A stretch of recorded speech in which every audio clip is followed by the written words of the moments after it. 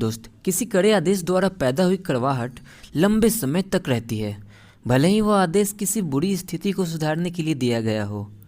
तो अगर आप किसी को आदेश दो तो ये ध्यान रखना कि हम इस तरह से आदेश दें कि वो सामने वाले इंसान को बुरा ना लगे और उसकी गलतियां सुधारना आसान हो। तो इसी बात को हम एक कहानी के माध्यम से समझते हैं। एक समय की बात है, एक शिक्षक क्लास में धमकाते हुए घुसा और उसने बदतमीजी से पूछा, किसकी कार ड्राइववे को ब्लॉक कर रही है। जब कार वाले छात्र ने जवाब दिया तो प्रशिक्षक फिर से चिल्लाया, इस कार को हटाओ और अभी हटाओ, या मैं इसके चारों ओर चेन लगवाकर इसे हटवा दूं। यहाँ पर उस छात्र की गलती थी, वह कार वहाँ पार्क नहीं होनी चाहिए थी। लेकिन उस दिन के बाद से न सिर्फ उस छात्र ने उस शिक्षक की बात पर गुस्सा बनाए रखा, बल्कि क्लास के सारे छात्रों ने भी उस प्रशिक्षक को तंग करने की हर तरह से कोशिश की। अब इस बात को हम इस तरीके से सुनते हैं कि वो शिक्षक इस बात को कैसे सुलझा सकता था।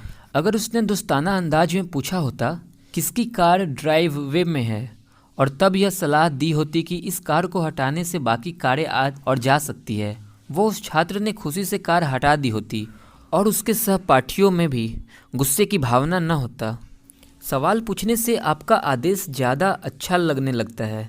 यह उन लोगों की क्रिएटिविटी को भी जगाता है जिन्हें आदेश दिया जाता है। लोग किसी आदेश को मानने में ज़्यादा उत्सुकता दिखाते हैं। इसलिए अगर आपको किसी को आदेश देना है तो उससे सवाल पूछिए, क्योंकि इस तरह का तरीका इंसान के लिए गलतियां सुधारना आसान कर देता है।